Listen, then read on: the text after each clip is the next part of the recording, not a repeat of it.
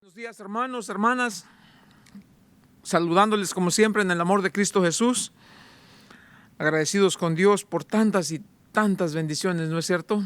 Cada día que nos levantamos, qué gozo poder abrir nuestros ojos y poder agradecer a Dios por otro día más de vida. Estamos junto a las personas que amamos, se puede decir, estamos bajo un techo que nos protege. Tenemos, si no en abundancia, tenemos lo suficiente. Agradecidos con Dios por la vida, la salud, la familia.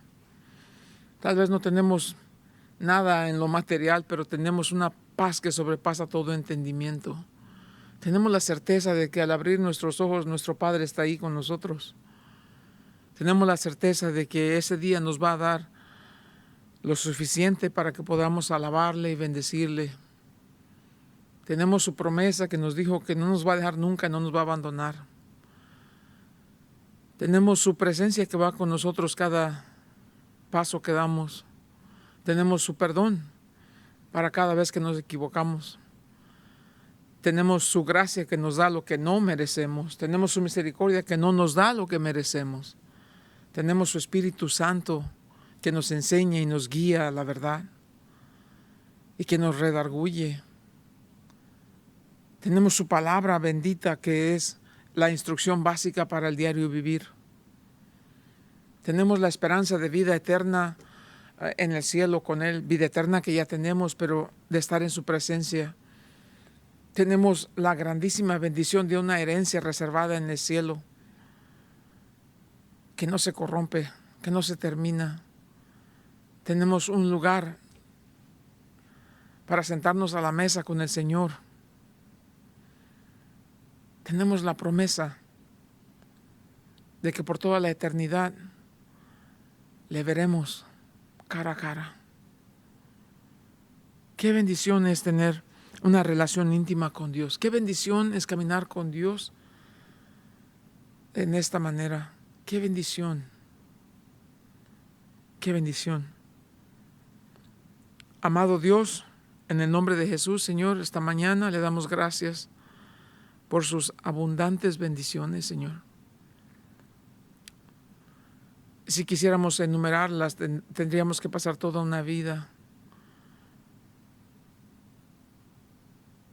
Solamente pensar que usted nos llamó a conocerlo, a caminar con usted, a confiar en usted.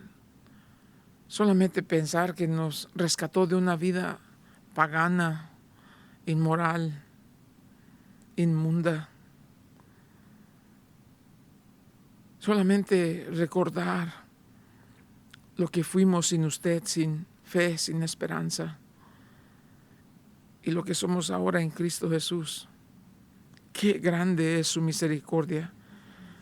Gracias, Señor, por todo lo que usted ha hecho por nosotros. En el nombre de Jesús, Señor, abra nuestros ojos a la realidad de su presencia. Abra nuestros corazones a lo profundo de su verdad. Y luego, abriendo nuestros labios, nuestra boca, podremos cantar y adorar al que vive y reina por los siglos de los siglos. Gracias, Señor, por tanto que nos ama. Gracias por tanta misericordia. Bendito sea. Que la honra y la gloria sea para usted en Cristo Jesús. Amén. Continuando en nuestro estudio en el libro de Romanos, hermanos, esta mañana vamos a estar en el capítulo 12. Solamente voy a alcanzar a hacer un verso con ustedes. Y les voy a decir por qué. El capítulo 11, los versos 33 al 36, como les dije, es un himno que se cantaba en la iglesia del primer siglo. Y es un himno en reconocimiento, en agradecimiento a Dios, lo que es en su persona. Es un himno de lo que Dios es. No necesariamente lo que hace, aunque también es incluido, pero es un himno adorando a Dios porque Él es Dios. Pero luego, en el capítulo 12, verso 1 y 2, viene la aplicación práctica de todo lo que ya Pablo habló en el libro de Romanos hasta este capítulo, hasta el final del capítulo 11, vienen entonces ahora las aplicaciones prácticas, capítulo 12, 13, 14, 15, 16. La justicia de Dios revelada requiere, demanda de una respuesta espiritual de cada uno de nosotros. Por eso en capítulo 12, Pablo va a comenzar diciendo, así que, por todo lo antes expuesto, en base a todo lo anteriormente dicho, eso es lo que está diciendo. Entonces, el capítulo 11 no puede estar separado del capítulo 12 en los primeros versos. De hecho, quienes dividieron la Biblia, en este caso el libro de Romanos, por capítulos y por versos, pues fue una gran bendición porque nos ayuda, mucho nos ayuda. Pero muchas veces estas divisiones cayeron en el lugar menos indicado, y esto es uno de los casos más críticos en cuanto al Nuevo Testamento, de una división que se hizo en el lugar que tal vez no era correcto, o que más bien no es el más indicado. El pasaje debería leerse de esta manera, si están conmigo. Oh, profundidad de las riquezas de la sabiduría y de la ciencia de Dios. Cuán insondables son sus juicios e inescrutables sus caminos. Porque ¿quién entendió la mente del Señor? ¿O quién fue su consejero? ¿O quién le dio a él primero para que le fuese recompensado? Porque de él, por él y para él son todas las cosas. A él sea la gloria por los siglos de los siglos. Amén. Así que, hermanos, os ruego por las misericordias de Dios, que presentéis vuestros cuerpos en sacrificio vivo, santo, agradable a Dios, que es vuestro culto racional.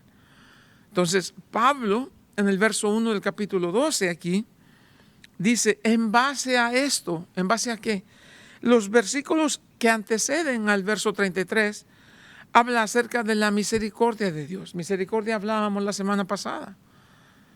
La diferencia entre misericordia y gracia. Gracia es cuando Dios nos da lo que no merecemos. Misericordia es cuando Dios no nos da lo que merecemos. La Biblia dice que la paga del pecado es muerte. Por haber pecado, por haber desobedecido, por haber rechazado a Dios, lo que merecíamos era la muerte. Sin embargo, Dios en su misericordia no nos da la muerte. Y Dios en su gracia nos da salvación y vida eterna. Por fe en Cristo Jesús. Increíble la misericordia de Dios, pero increíble su sabiduría. Cuando una persona te diga, yo quisiera saber más acerca de Dios, la sabiduría de Dios es más ampliamente reflejada en la cruz de Cristo Jesús. La cruz no es el lugar o el instrumento o el aparato que Dios usó para pagar por los pecados de toda la humanidad solamente. No.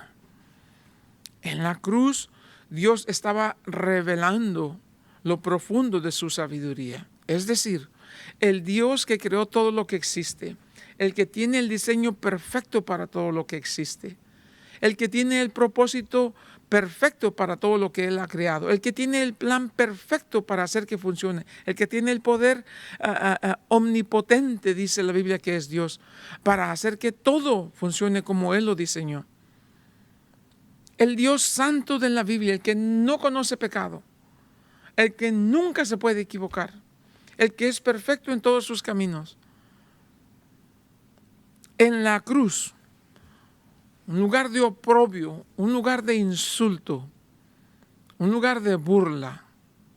En la cruz Dios nos revela lo infinito de su sabiduría, porque es en la cruz donde el pecado de toda la humanidad sería pagado con la sangre preciosa del Hijo de Dios, del unigénito Hijo de Dios, de aquel que no conoció pecado.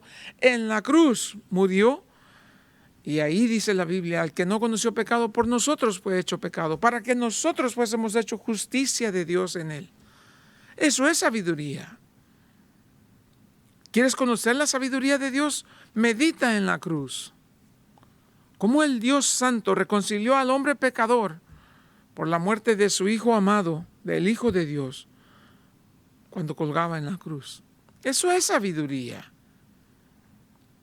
Cuando hablamos de sabiduría, no hablamos solamente de conocimiento adquirido. Dios no adquiere conocimiento, Dios es conocimiento. Dios no aprende nada. Dios lo sabe todo. Lo sabe desde el principio, lo sabe hasta el fin.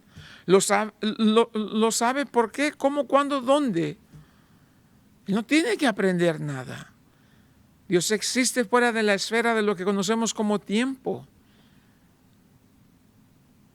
Entonces es importante esto que vamos a ver en el capítulo 12, verso número 1. Porque Pablo dice, entonces pues, aprendiendo de la misericordia de Dios. ¿Qué es lo que dijo de la misericordia de Dios en el capítulo 11? Dice, no. Dios no ha rechazado a su pueblo Israel para siempre. De hecho, este rechazo de Israel es solamente temporal y es solamente parcial. Muchos están viniendo a los pies de Cristo Jesús como Señor y Salvador. Muchos judíos, dicho sea de paso. El hecho que Dios puso a un lado a Israel temporalmente y parcialmente, no a todo, y no para siempre, no es el plan B, es parte del plan de Dios que fue puesto desde antes de la fundación del mundo. Dios ya sabía exactamente cómo y cuándo lo iba a hacer. ¿Y qué hizo? Llamó a su pueblo Israel para que fueran testimonio de su gracia a todo el mundo. Pero cuando Israel rechazó esa bendición y se removieron de ser el objeto, el instrumento, el vehículo que Dios iba a usar para traer bendición al mundo, Dios entonces prosigue adelante con su plan, que es ahora usar a los gentiles para que traigan la bendición al mundo. El plan de Dios sigue avanzando perfectamente. No hay alteración alguna. Hay alteración para el pueblo de Israel que ha sido puesto en pausa por un tiempo, pero no en el plan de Dios.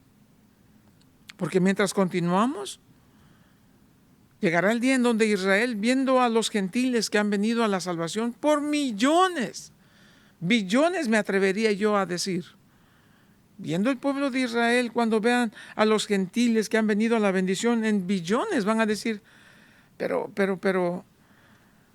nosotros teníamos que estar ahí. Nosotros debíamos ser los recipientes de esa gracia y de esa bendición, los portadores de esa bendición. Es lo que dijo Pablo, para provocarlos a celos. Y entonces viene un tiempo que conocemos como el tiempo de la tribulación, 7 años, donde Israel será cortado de todo aquello que le da seguridad en sí mismos, de todo, hasta que tengan absolutamente nada y reconozcan su necesidad de un Salvador, su Mesías, a quienes estuvieron caminando en sus calles, a quienes los líderes estuvieron escuchando personalmente, viendo, tocando, dice Juan, personalmente, a quienes los líderes de Israel del primer siglo rechazaron vehementemente, tajantemente, con odio y saña y mentiras y calumnias, lo entregaron a los romanos para ser crucificado. No porque los romanos tenían el poder para hacerlo, porque era la voluntad de Dios. Pilato le dijo a Jesús, ¿acaso no me respondes? ¿No sabes que tengo autoridad para soltarte? Jesús le dice, no tendrías autoridad alguna sobre mí si mi Padre no te lo hubiese otorgado. En el cumplimiento del tiempo, dice Pablo, ni un día antes ni un día después.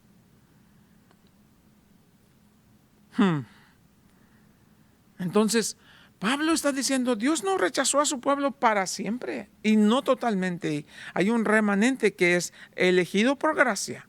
Y si es por gracia, entonces tiene que ser por medio de la fe. Que están viniendo a los pies de Cristo Jesús, están recibiendo el Evangelio. Pero no todos. Ok, el plan de Dios continúa. Y aquí viene lo maravilloso del plan de Dios. Entonces dice, porque la desobediencia del pueblo de Israel abrió la puerta en ese específico tiempo, en ese momento abrió la puerta para que en ese tiempo la salvación venía a los gentiles. ¿Ok? ¿Hasta cuándo? hasta que Dios termine el plan que tiene para con los gentiles. Hasta que Dios llegue al tiempo en donde diga, ahora mi pueblo están listos a recibirme. Y la Biblia dice, y a todos, judíos y gentiles, Dios los mantuvo en esa condición de su desobediencia para enseñar su misericordia, para que nadie se jacte en la presencia de Dios. Por eso Pablo dice, oh, profundidad de las riquezas, de la sabiduría y de la ciencia de Dios. Leímos eso la semana pasada. Dios no necesita consejo de nadie. Dios ya sabe todo lo que va a hacer. Dios tiene el control absoluto de todo lo que va a hacer. Dios está, antes que nada suceda, Dios ya está ahí, preparando el camino para prepararte a ti, para que te muestre cuán grande es Dios y cómo Él tiene el control absoluto de todas las cosas. Entonces, ¿qué es lo que dice Pablo? Alabado, bendito sea Dios, exaltado sea Dios. Y hay un punto de su carácter que es el que predomina en este segmento y es la misericordia de Dios. Entonces, ahora cuando saltamos al capítulo 12, dice, así que hermanos, os ruego, me encanta que Pablo dice, les ruego. Pablo tenía la autoridad para decirle, les ordeno. Pablo, con tanto amor, ¿cómo ese hombre fue cambiado de ser un criminal, un asesino, a ser un apóstol, el apóstol de la gracia?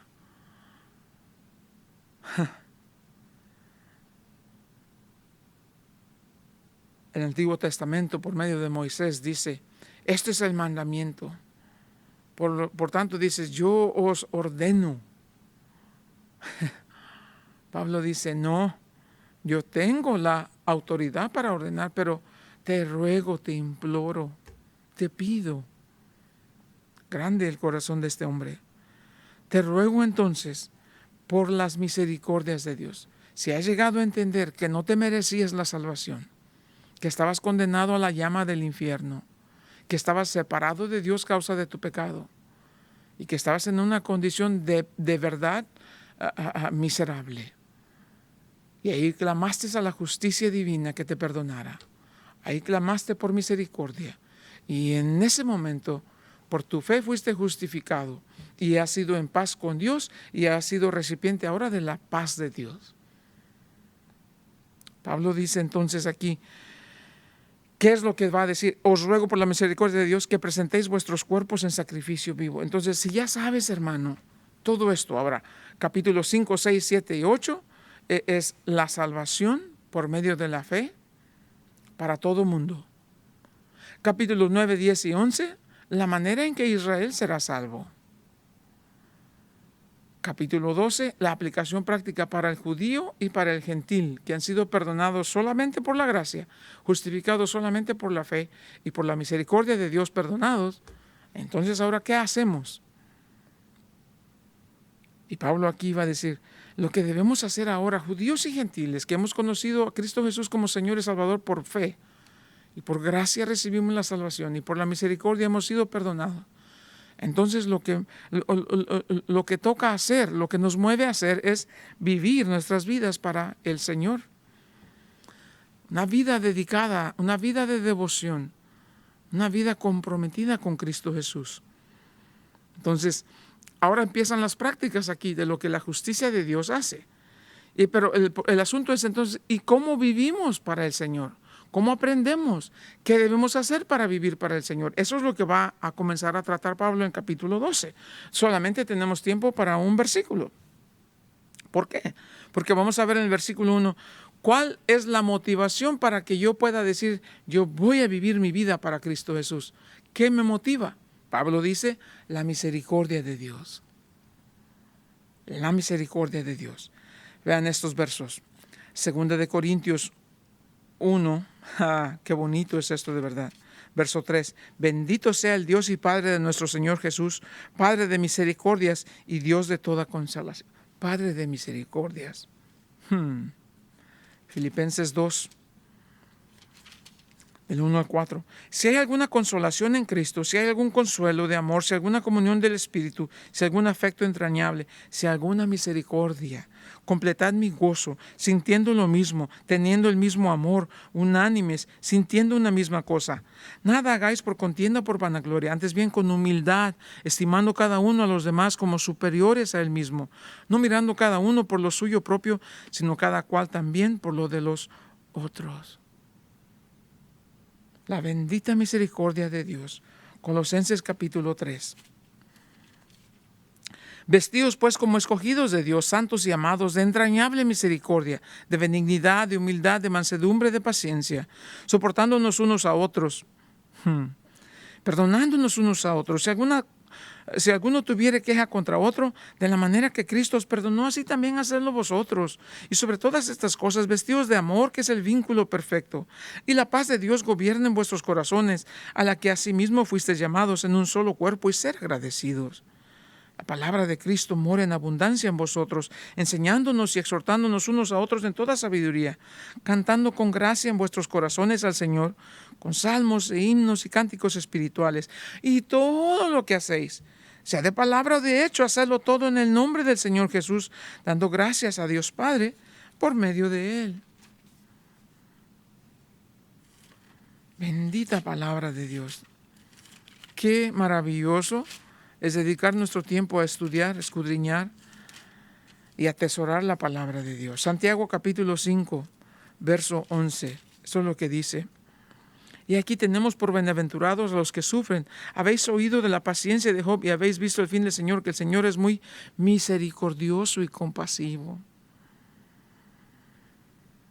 En el libro de Lamentaciones, capítulo 3, verso 22, es por la misericordia de Dios que no hemos sido consumidos. Entonces, primero que nada, si vamos a vivir nuestra vida consagrada a Dios, dedicada a Dios, una vida de devoción a Dios, un compromiso serio para vivir nuestra vida para Dios, ¿qué debemos hacer? Debemos tener un entendimiento claro de su misericordia. Ahora que sé cuánto he sido perdonado, ahora que sé que Dios es un Dios de misericordia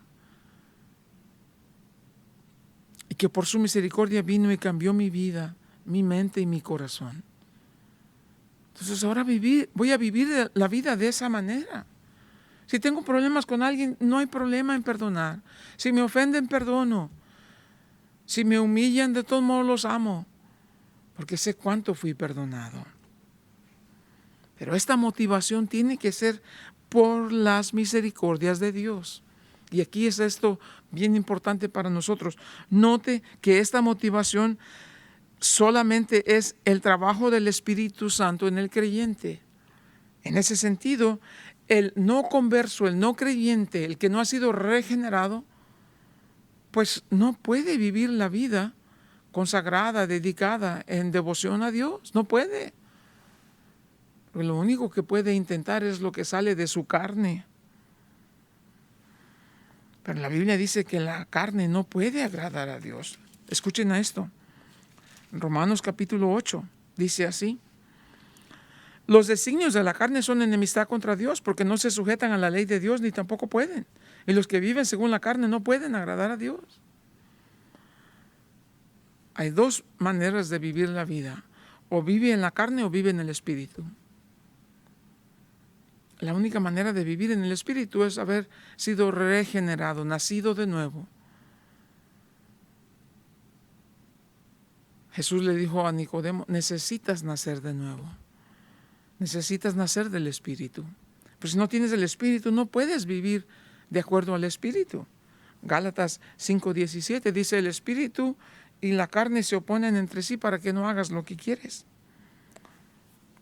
Santiago 4, verso 1 dice: ¿de dónde vienen los pleitos entre vosotros? ¿No es acaso de tu carne? ¿Vives en guerra con otros? Porque vives en guerra con Dios. Vives en guerra con Dios, vives en guerra con otros porque vives en guerra contigo. En ti, en cada uno de nosotros hay una guerra incesante. Es la guerra entre el espíritu y la carne. Donde tu espíritu quiere hacer las cosas que agradan a Dios, alabar a Dios, estudiar la Biblia, pasar tiempo en intimidad con Dios. Tu carne te dice que no. Vean, pongan atención en la iglesia. Apenas se abre la Biblia.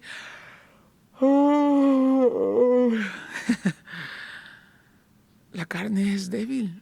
El espíritu está siempre listo, pero la carne es débil. Primera de Pedro, me gusta que dice en el capítulo 2, verso 11. Escuchen. Amados, yo os ruego como extranjeros y peregrinos que os abstengáis de los deseos carnales que batallan contra el alma.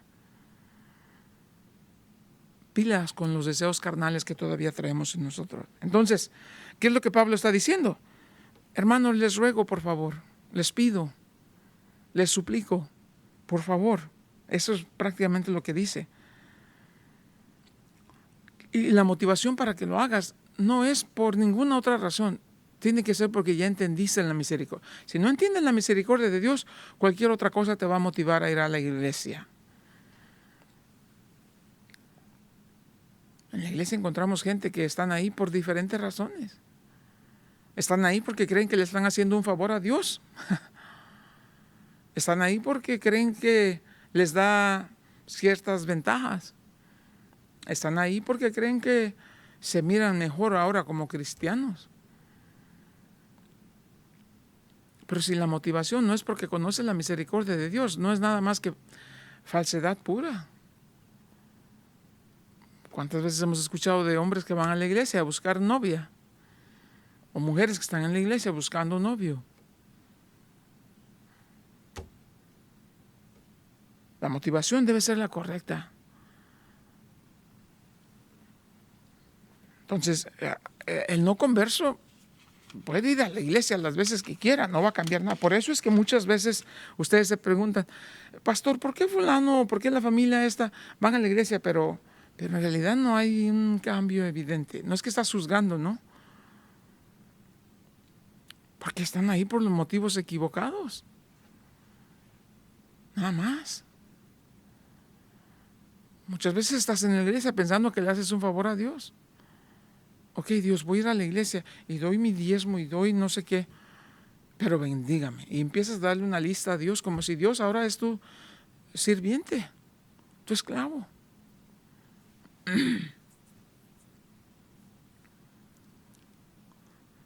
Muchas gentes van a la iglesia por apariencia, otros van a la iglesia por la aprobación de los demás, otros van a la iglesia para llamar atención hacia sí mismos.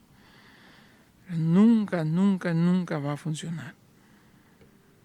Nunca. La motivación para estar caminando con Cristo Jesús debe ser única y exclusivamente porque has entendido las misericordias de Dios. Esto es lo que dice el salmista en el Salmo 86. Tú, Señor, eres bueno y perdonador y grande en misericordia para con todos los que te invocan. En el verso 15 dice, mas tú, Señor Dios, misericordioso y clemente, lento para la ira y grande en misericordia y verdad. Porque conoces a Dios de esta manera, por eso estás caminando con Él. En el Salmo 103 dice así el salmista, misericordioso y clemente es Jehová, lento para la ira y grande en misericordia. Otra vez, segunda de Corintios capítulo 5, verso 14 dice así. Digo, estos son versos para recordarte que la motivación debe ser siempre genuinamente la misericordia de Dios. Porque el amor de Cristo nos constriñe. Esa es nuestra motivación. ¿Por qué vas a la iglesia? Porque Dios me ama con amor eterno. Porque el amor de Cristo Jesús me motiva a caminar con Él.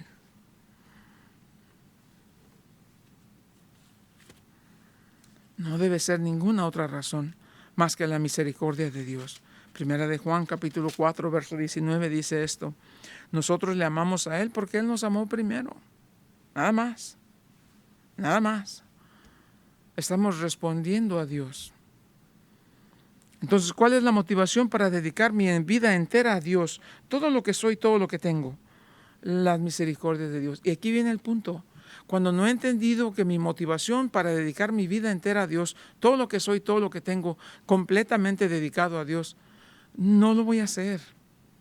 Al contrario, Veo lo que tengo, veo lo que soy y quiero más. Esa es la diferencia. La filosofía del mundo es esta. Es mi vida, yo la planeo, yo la vivo, yo me esforcé para estudiar, me esfuerzo para trabajar. Es mi vida, me merezco esto. Es la filosofía del mundo. La filosofía del Hijo de Dios, mientras tanto, es totalmente opuesta a la filosofía del mundo. Repito, la filosofía del mundo es: yo estudié, yo trabajo, yo me lo gano, yo me lo merezco. Es mi vida, no le hago nada a nadie, no le pido nada a nadie, no le quito nada a nadie, tengo derecho. Esa es la filosofía del mundo. La filosofía del Hijo de Dios es totalmente distinta. La filosofía del Hijo de Dios dice así: no me merezco nada, no soy dueño de nada. Inclusive la vida que ahora vivo no es mía, le pertenece a Él. Fui comprado con precio de sangre, no con oro, no con plata, con la sangre preciosa de Cristo Jesús. Soy de Cristo, le pertenezco. La vida que ahora vivo en la carne, la vivo por fe en el Hijo de Dios que me amó y se dio a sí mismo por mí. No tengo planes. La última vez que decidí independientemente de Dios fue cuando le dije: Señor, sálvame, Señor, sé mi Salvador y el Señor de mi vida. Esa fue mi última decisión independiente. De ahí en adelante, porque Él es Señor, Él manda, yo le obedezco. Él guía, yo le sigo. Él habla, yo le escucho. Porque Él es Dios. Dos filosofías totalmente distintas.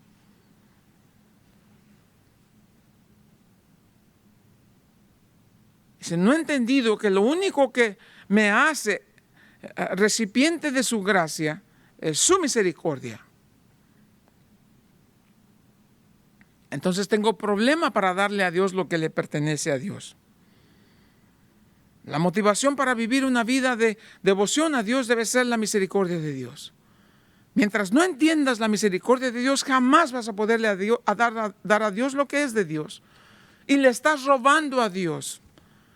Repito, mientras no entiendas que la motivación de tu vida de devoción a Dios es la misericordia de Dios, no le vas a dar a Dios lo que le pertenece. Y si no le das lo que le pertenece, le estás robando.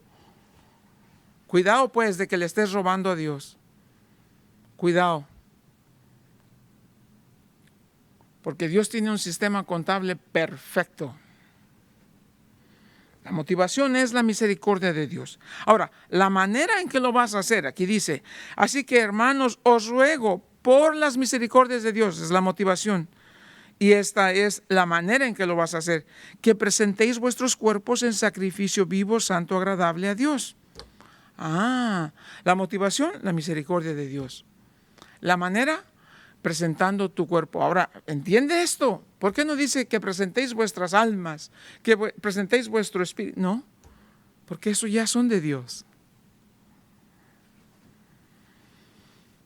Pero hay tal cosa como libre albedrío, donde Dios te permite decidir.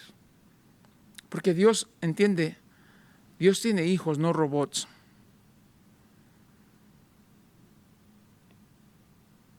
Dios llama hijos a seres humanos, no a maniquís, no a marionetas, no a títeres. Es decir, para Dios, porque Él es omnipotente y soberano, no le costaría nada programar tu cerebro para que hagas exactamente lo que Él quiere. Pero entonces Dios no podría decir: miren a mi gente cuánto me aman. Porque la pregunta sería: claro, es lo único que saben, lo único que tienen programado aquí. Amarte y servirte. Dale libertad de escoger entre sí o no. Y veo los resultados. Entonces Dios viene y te dice: y aquí pongo delante de ti la vida y la muerte. Escoge. Y aquí te dice, Pablo dice: te ruego, porque ya conoces la misericordia de Dios, presenta tu cuerpo. Y ahí es donde el compromiso se pone serio, porque esto es un compromiso personal. No lo puede hacer nadie por ti, ni Dios lo va a hacer por ti. Tú tienes que hacerlo. Tú tienes que hacerlo. La palabra aquí para presentar, dice que presentéis. La palabra para presentar es bien interesante.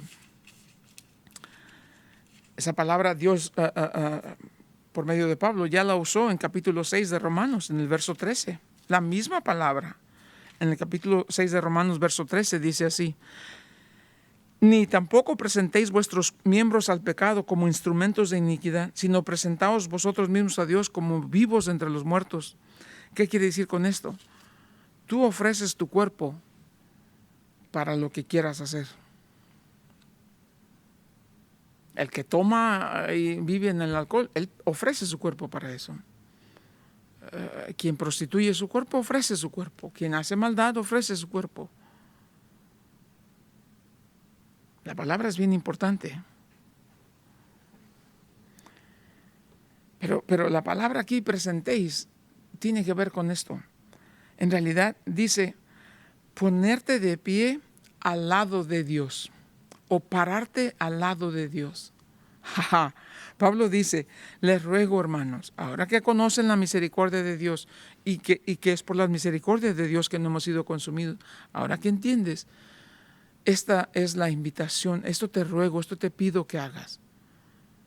Párate junto a Dios.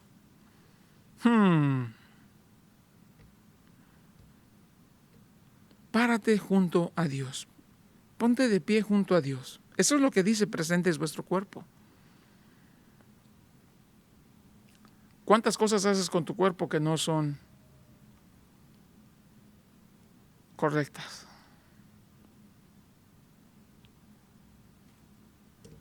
No necesito darte detalles, ¿cierto?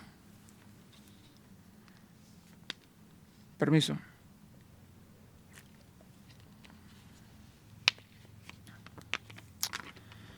Pero ¿cuántas de esas cosas harías si estás parado al lado de Dios? Dudo que serías tan insolente para hacer algo de eso.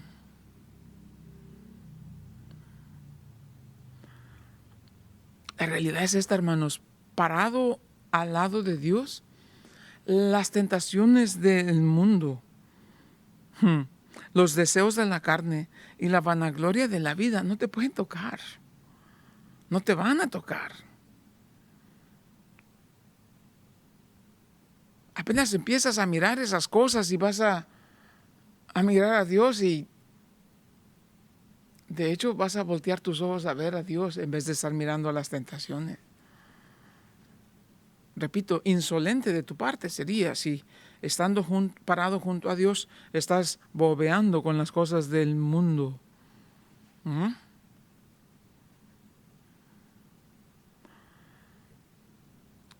Párate junto a Dios. Eso es lo que dice Pablo. Te ruego, porque ya conoces la misericordia de Dios, párate junto a Dios. Ese es el lugar de refugio, ese es el lugar de seguridad, ese es tu lugar de fortaleza. Ten en cuenta, toma un pedazo de papel y regresa 10 años de aquí y hacia así. Y ve anotando las veces en que hiciste cosas incorrectas. ¿Dónde estabas? ¿Al lado de Dios o alejado de Dios? Que nunca te puedes alejar porque Dios está en todas partes. ¿Me explico? Pero en la terquedad de tu mente piensas como que te puedes esconder de Dios. Dice la Biblia, los que hacen cosas malas lo hacen en la oscuridad para que sus obras no sean expuestas. Así que Pablo dice, la misericordia de Dios te motiva, la palabra de Dios te guía y el Espíritu de Dios te mueve.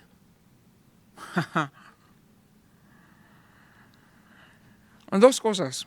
Uno, cuando te dice, presenta vuestros cuerpos en sacrificio vivo. Número uno, esa es la manera en cómo estás respondiendo a Dios, presentando tu cuerpo. Y número dos, es reconocer que todo lo que eres y todo lo que tienes le pertenece a Dios. Salvado por su gracia, perdonado por su misericordia, redimido, rescatado, restaurado. Le pertenezco a Dios. De aquí hasta el último segundo de vida, soy de Dios. Le pertenezco a Él. Así que, hermanos, os ruego por la misericordia de Dios que presentéis vuestros cuerpos en sacrificio vivo. Aquí la palabra sacrificio es importantísima de entender también. La palabra sacrificio aquí desde una perspectiva judía, cuando un judío traía un corderito al templo para ofrecerlo como sacrificio, él simplemente estaba trayendo lo que él no tenía derecho de tener. A ver, sacrificio para ti, para mí significa, bueno, esto es mío, pero me voy a sacrificar para dar. ¿Verdad?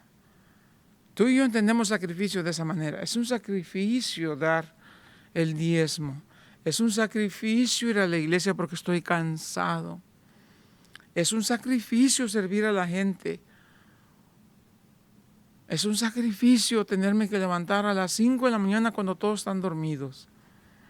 Es un sacrificio tener que contestar mi teléfono cuando alguien llama a las 2, 3 de la mañana para ir a orar con alguien, para ir a visitar a alguien en el hospital, para ir a buscar al hijo de fulanito que no ha llegado en toda la noche ni por 2 o 3 días.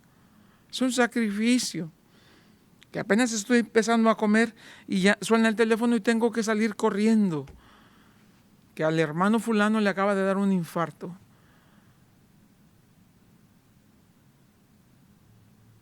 Es un sacrificio. Apenas mi familia acaban de llegar, me van a celebrar mi cumpleaños y suena el teléfono y tengo que salir corriendo. Como capellán del cuerpo de bomberos, de bomberos para Cristo. Un accidente de tal lugar, corre, ve. Bye familia, nos vemos. Happy birthday.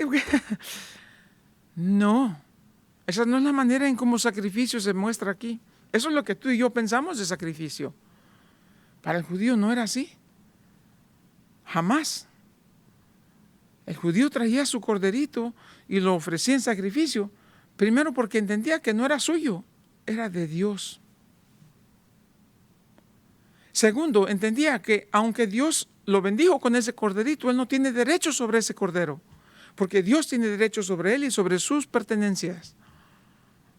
Y tercero, porque entiende que si no trae este corderito a ofrecerlo como sacrificio delante de Dios, le está robando a Dios porque se está quedando con algo que no es suyo. Dos mundos distintos, dos filosofías completamente distintas. ¿Y cuánto de eso nosotros somos culpables? Porque creemos que si le damos a Dios estamos sacrificando en nuestro bolsillo. Que si servimos a Dios estamos sacrificando nuestro tiempo. ¿Qué idea más errónea tenemos de lo que es un sacrificio? Es un sacrificio ir a la iglesia porque yo trabajo 10 horas al día y estoy cansado. ¿En serio?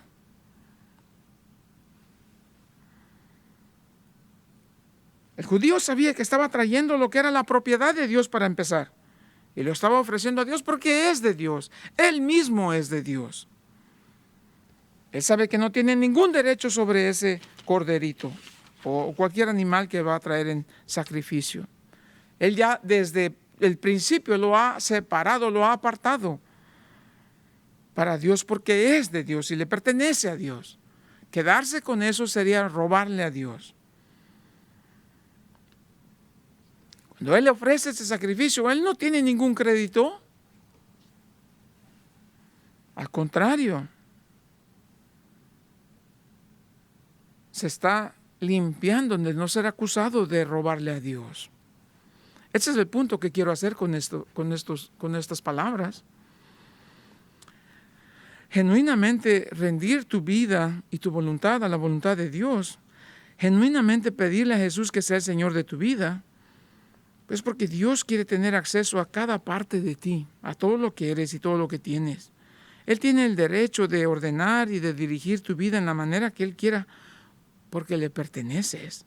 Él te compró con su propia sangre, Él te creó, te redimió, eres suyo. Fuiste creado para Dios, vives por Dios.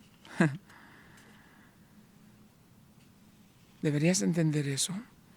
La única vida que verdaderamente vale es la vida que ha sido extremadamente, completamente entregada a Dios, una vida en la cual Dios tiene el control, una vida en la cual Dios manda y reina. Así cuando presentas tu cuerpo en sacrificio vivo, no le estás haciendo un favor a Dios. Quítate esa idea nociva de tu mente. No le estás haciendo un favor a Dios. No te mereces crédito en lo más mínimo. Tu vida le pertenece a Dios y Él y solamente Él tiene el derecho de usarla como a Él le plazca. Esto es lo que la Biblia enseña. Y por último dice que presentes vuestro cuerpo en sacrificio vivo, santo, agradable. La única vida que le agrada a Dios es la vida en la cual Jesús vive en ella. De nuevo, ya sabemos que la carne no puede agradar a Dios. Cualquier plan que yo haga que esté corrompido por yo quiero, yo pienso, yo deseo, yo digo, cualquier plan, deseo o sueño que yo tenga o meta que yo tenga que haya sido corrompida por yo, es desagradable a Dios y necesita ser crucificado, necesita ser puesto a muerte. La única vida que le agrada a Dios es la vida del hombre y la mujer que puede decir, ya no vivo yo, mas Cristo vive en mí. Dice, ese es vuestro culto racional. Esa es la manera razonable de servirle a Dios. ¿Cómo? Fuiste creado para adorar a Dios. En la mañana cuando primero despiertas, escuchas el cantar de las aves. Están adorando a Dios. Cuando ves una planta que está ya brotando la flor, está adorando a Dios. Cuando oyes las olas del mar, están adorando a Dios. Cuando el sol comienza a brillar fuertemente, está adorando a Dios. Cuando la luna refleja la luz del sol, está adorando a Dios. Cuando las estrellas cuando las nubes se mueven, están adorando a Dios. Cuando la lluvia cae, cuando el trueno, cuando el relámpago suena, están adorando a Dios. Todo lo que existe fue creado para adorar a Dios. Y tú no eres la excepción. El asunto es que cuando comienzas a adorar a Dios en medio de la más difícil circunstancia o adversidad, cuando tienes un nudo en tu garganta y no sabes qué hacer y caes de rodillas y dices, Dios dio, Dios quitó, sea el nombre de Jehová bendito por los siglos de los siglos. Entonces eres levantado con una fortaleza que es desconocida para ti. Eres rescatado, eres levantado por un poder que va más allá de tu entendimiento. Y es ahí donde Dios te demuestra que la adoración es realmente nada más o nada menos que ser aquello para lo cual fuiste creado y hacer aquello para lo cual fuiste creado a hacer. Y esa es la manera que adoramos a Dios todo el día, todo tiempo, en todo lugar. Cuando vas manejando y te recuerdas de las misericordias de Dios y dices, bendito sea Dios, esa estás adorando a Dios.